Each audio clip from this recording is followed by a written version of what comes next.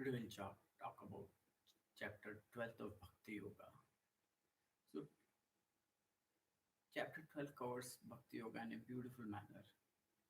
First part is how to pray, whether in form or whether to proceed with formless devotion.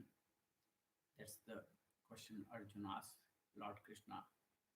Second part of it is how to align and transition to path of devotion yoga. And then last part of this is what are the values exhibited by a devotee.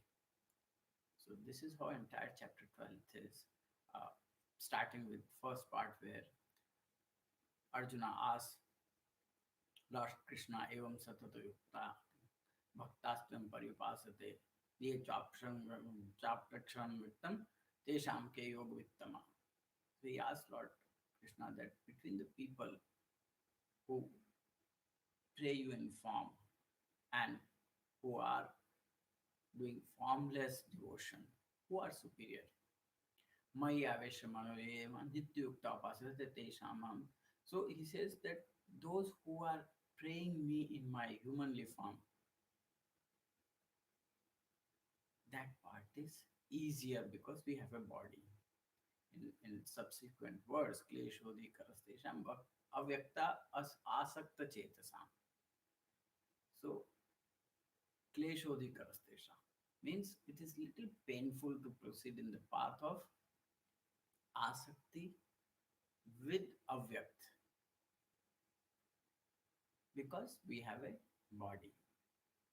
Then Lord Krishna explains Arjuna that my evaman adasa my buddhi niveshyase.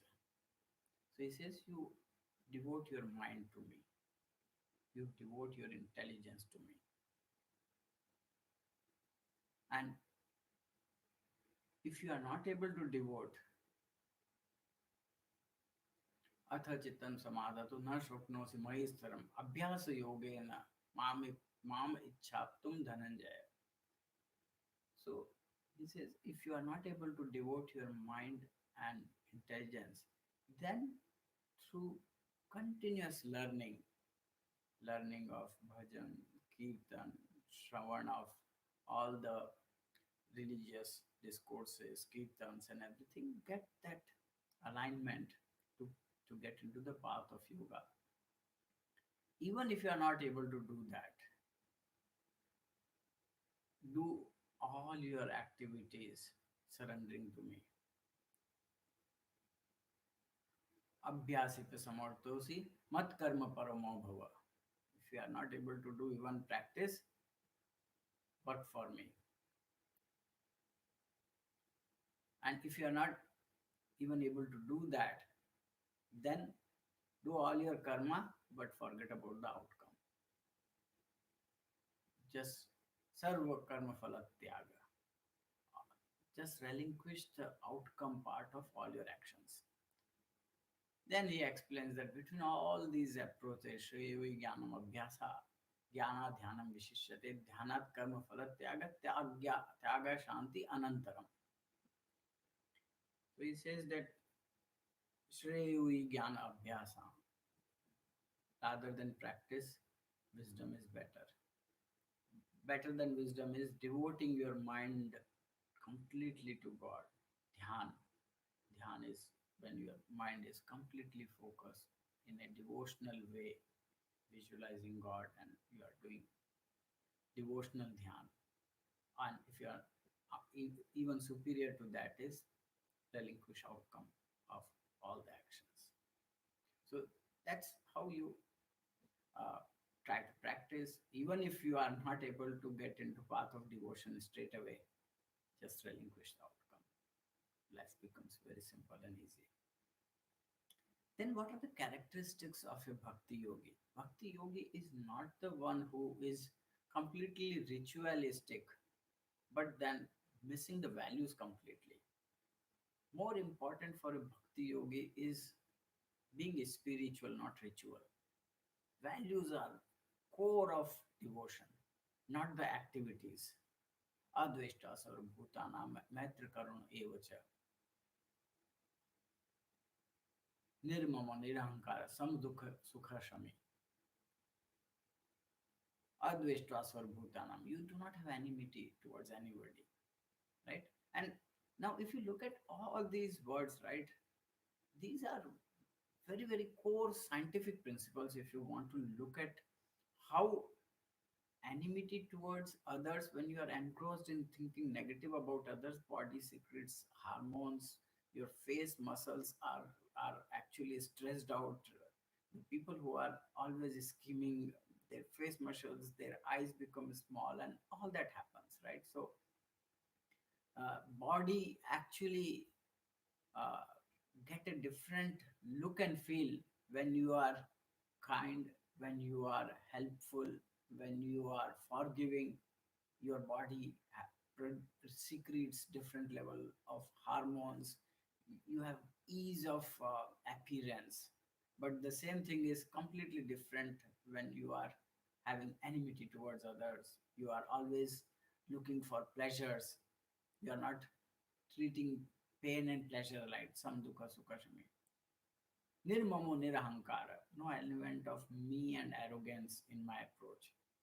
Samdukha santushtam satatam yogi yatatma drada nischaya is always satisfied. May arpita manobuddhi yo mad bhakta samipaya. Completely surrendering mind and intellect to God. Because when you are surrendering your mind and intellect to God, what does it mean is you are not thinking of all the worldly matters. Track the thought process which goes through mind all the time. You will find most of the thought process are he said this, she said that, and this happened, that happened, and none of those thought process are really helpful. So that's why when you, and they are like multiple thoughts astray, and then keep loading minds with all these millions of thoughts, which makes a state of madness in mind. Limit the number of thoughts, reduce the number of thoughts by meditation. That's also a science. Lesser the thoughts in mind, freer the mind, more enjoyable is the life. You can move freely. It is like assume a house where you have 1,000 items, then you don't even have a place to sleep. Same thing with mind also. You have millions of thought. You'll find that you cannot even find easy to sleep, right? So lesser the thoughts, better the relaxation of mind. And when we say that keep remembering God's name all the time, it is a technique to reduce the number of thoughts. यो न रिष्यति न देष्यति न शोचति निकांक्षति शुभाशुभ परित्यागी यो मद भक्त से another quality of a bhakti yogi, one who doesn't get too much excited or who doesn't get too much sad with any event. Shubh ashubh parityagi, he is not worried about positive or negative outcomes. That is the definition of my way. यस्मान्नो जितते लोको लोकानो जितते हर्ष मर्ष भयो देखो विमुक्त यह सच मम प्रिय. One who doesn't hate anything, and then he is not even hated by others. Very beautifully put in this verse is that you don't dislike anything, you are not disliked by anybody. That is the state of a devotee. Anapeksha shrutir daksha udasina gathavyata sarvarambha parityagi yo mad bhakta samekriya. No expectation, anapeksha. Shuchir daksha, externally, internally pure. Daksh, skilled in what you are doing. Shubha. Udasina gatavyatha. Udasin means away from the worldly matters.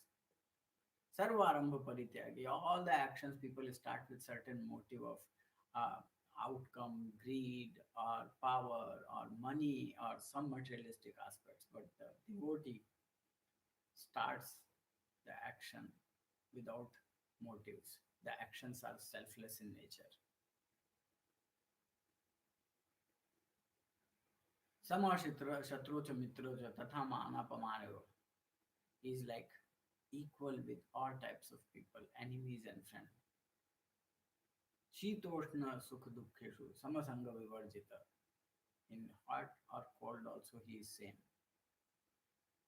Tulya nindastu tirmoni. Santushto yena kita aniketa istimati bhakti manya priyo nara. So even with all other pair of opposites, he is always equipoised. That is the essence of chapter 12, which is more like formless devotion is easier because we have a body. How to get into formless is by keep practicing. If there are challenges in practicing, then devote all your karmas to Lord. If that is also difficult, forget about the outcome of all your actions. That is the most superior path. And then qualities of yoga, yogi, advesht, narishati, anupeksh, shuchir, daksha, udasina, samuduk, sukhashami, manapamana, tulya. So all these are true values, and if you link them with science, you will find that all these stages or pair of opposites, they are the ones who keep mind engrossed, and body based on the thought process secretes different hormones, and when you love your thought process, body feels lighter, body feels happier. When you hate, body feels burdened, body feels uneasy.